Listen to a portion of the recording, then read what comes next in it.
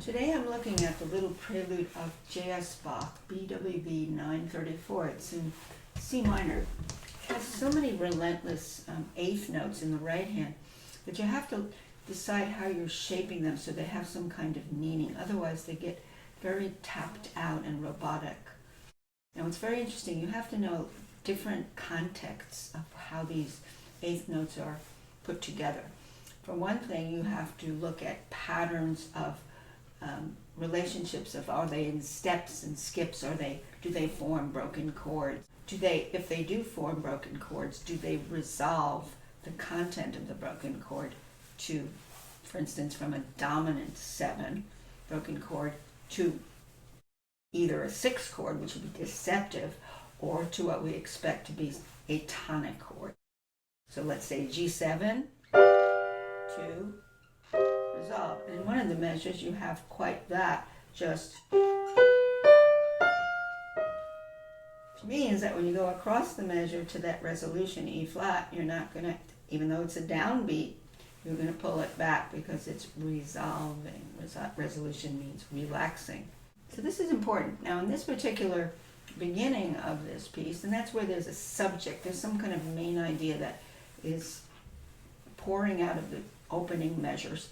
What you see is stepping up, 3 steps going up. Now these 3 steps going up at the beginning, which are these, might be, and as we roll along, might be coming down with 3 steps, not the same notes in reverse, but 3-step patterns, which we're going to find in this particular work, beside the fact, as I mentioned, of broken chords that are interspersed and resolving. There are also places where you have broken intervals, such as fifths going to fourths, going to thirds. And you can, when you see that kind of configuration, you can block those out. Measure 14, I'm just going to block out what I see there. I see A flat, E flat, that's a fifth, then I see a fourth, and I see a third, with common tones. If I see common tones that are unwinding through that when I break them up, I don't want to hear the common tones poking out. I want to hear the moving notes. So I want to hear the bottom notes that are moving. What does that evoke? The 3 steps, the pattern of 3 steps that we had at the beginning. So you see these hidden little things, even though in between those steps you have E flats. So you're going back and forth and alternating from A flat, B flat, C in between with E flats. And these are things, these relationships keep coming back. So you not only want to see them intellectually or cognitively, you want to know musically what you're feeling and how you're generating these relationships, how you're shaping these measures. So many things to consider. So if I did the blocks first,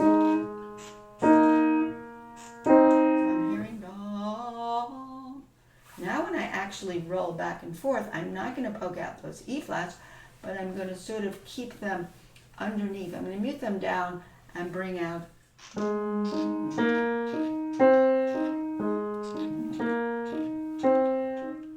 Try to, at least when I play Bach, I have a singing model. I do have a vocal model. Okay, so now if we go through all of the right hand, I'm going to kind of mention what's going on, because I already showed you that you can roll through 3-note groupings that are in steps, or they can come down. You can see the context of what harmonies they're going through when they have broken chords, and what they're actually doing in terms of phrases, and where phrases taper, and where phrases then have a new breath. Because that's another thing about playing all eighth notes, relentless eighth notes, is you have to build in the breath points where you're finishing something and taking a new breath out. And that makes this very tricky. Okay, so I'm going to do a little bit of this and you'll see what I'm doing. So I'm going to roll the 3 notes up, which is very emblematic of us, part of the subject.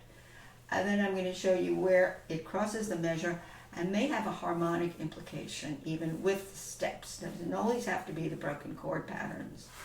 So you can have this. Now here's where he has underneath. So I'm rolling now the opposite, not C, D, E flat, but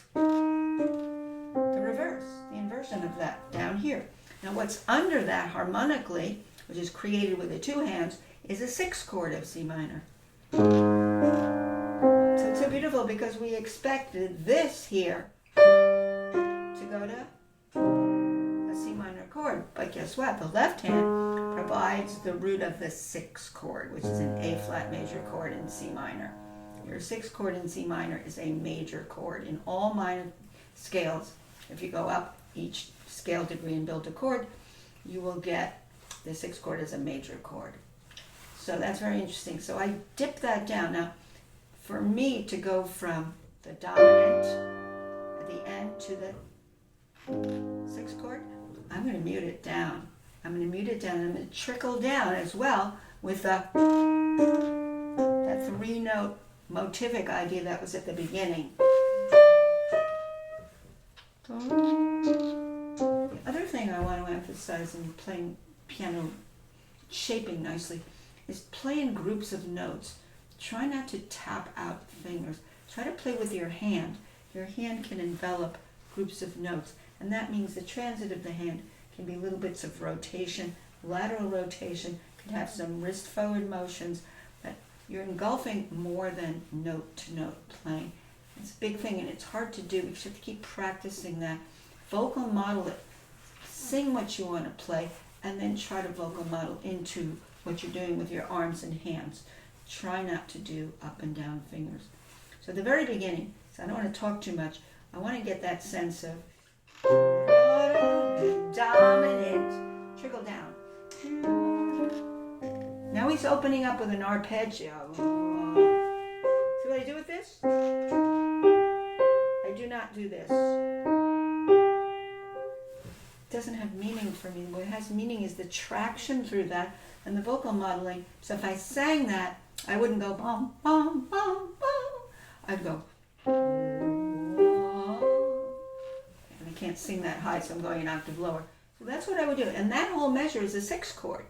And a whole measure is underpinning is sixth chord, which is so beautiful because it came out of and it went into sixth chord. Too beautiful, which means I dropped my voice. Now even this, I don't have to do it that loud because it's part of what I heard. Now some notes don't belong there to the sixth chord, but we do hear the sixth chord, even though you could say this is the tonic over the sixth. Because if you keep going, you get a seventh through there. And I don't want to get too complicated. But underlying that measure to me is the sixth chord because he dropped down in the left hand through the sixth chord note, which is the bass note. So, drop your voice out. Now everything, this is like a sequence because now he takes the eighth notes and he opens them up bigger. So he's elaborating, he's getting intense because he's going to go higher. And this is the two chord in the left hand he's going to outline, which likes to go to dominant. So now I start less all the way to the A flat, and guess what happens? I drop my voice again, which goes to dominant. That's so beautiful because you're opening up. That's my interpretation. I'm not going to hammer that falling down three notes. Remember the three notes that started?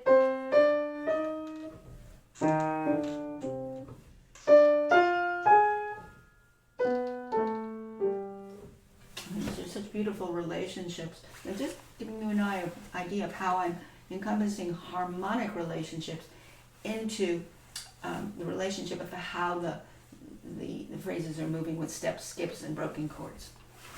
Okay, now I'm just going to go over certain places.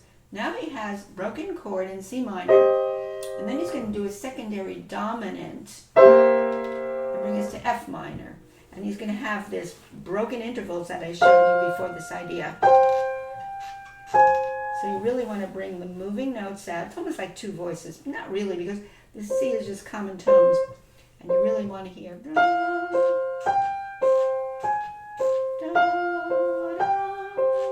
can do a little finger pedaling if you want. That's fine. Then he has a sequence to that, another secondary dominant to E flat major. So that's totally sequential. Totally sequential to do dominant of F minor and the next two measures dominant of E flat, because they're both secondary dominants. So the first secondary dominant gives you that to there, and the next one to there. You can see how important it is to know that, because you decide, should I lean on the first secondary dominant to its resolution and then answer it a little less? How should I do it? You can experiment. It's so important to experiment when you're practicing. Do different things, see what works. So I think the first one will go. Maybe answer a little less.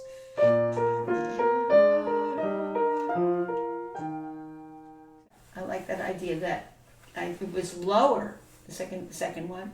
So I played that relationship of secondary dominant to E flat a little bit less. It makes it more interesting. You don't want to hammer everything out. And we have so many sequences, continues with sequences, and you can hear the sequence here.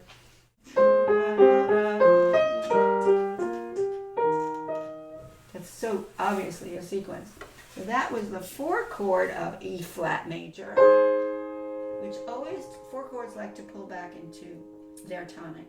Remember, we're not in the home key anymore, we're in different keys. Because this piece is in C minor, these measures are now 4 chord of E flat. Because remember, we came out of this. Dominance of E flat. He stayed there, 4 chord. Of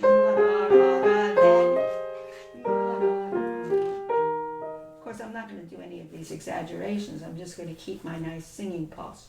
This is Bach, we're not going to fuss over, rubatos. You have little rubatos in different places, but you have to keep your singing pulse all the way through. But I'm exaggerating to show you how the harmonies are moving. And then he continues kind of elaborating. It's kind of elaboration after he does these little 2-measure relationships of secondary dominance to tonic. Then he kind of moves to longer lines, like here. So after we have the 4 chord of E flat to its 1 chord, then we have this sort of elaboration.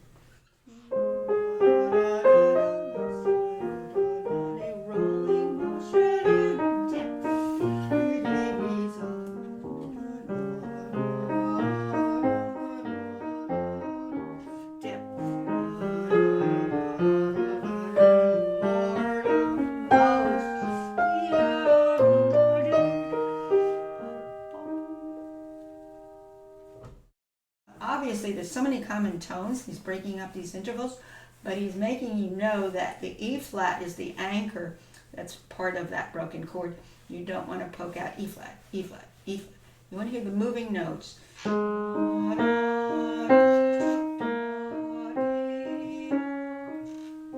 by using your wrist, the rocking or rolling wrist, you avoid the tapping up and down sound. And again, that's the idea I was saying again of grouping notes, but knowing choreographies that help you group notes.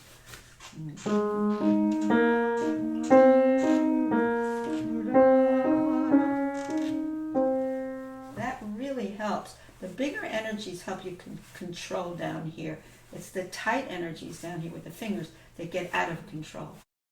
But these are just ideas I'm showing you. And the rocking wrist is really good for that. And a shallow rocking wrist gives me what I want, because I really want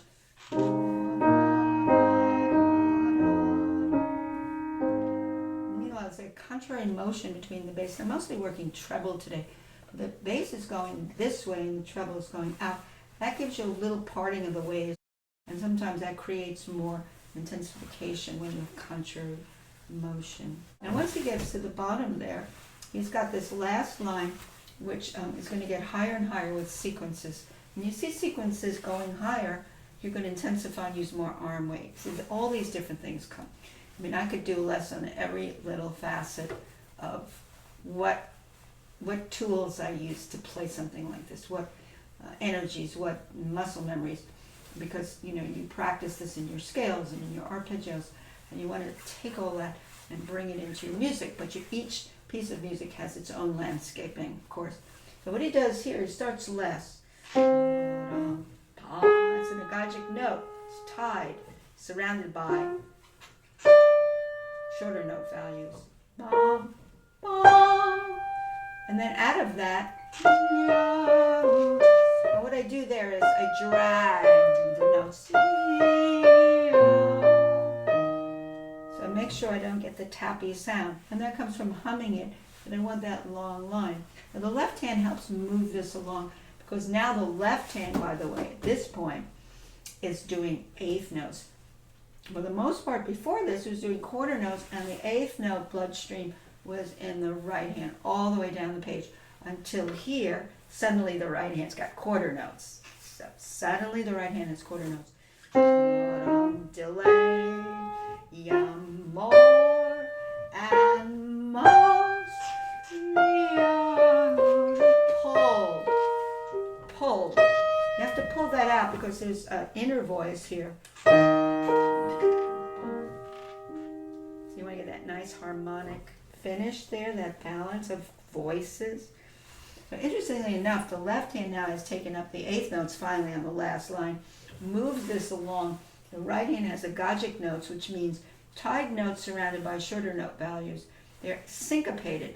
They're on off beats. They're on the third beat. Now the left hand picks up the relentless eighth note suddenly on the last line, and the right hand has the quarter notes going up with the agogic syncopated destinations. So the left hand kind of rolls.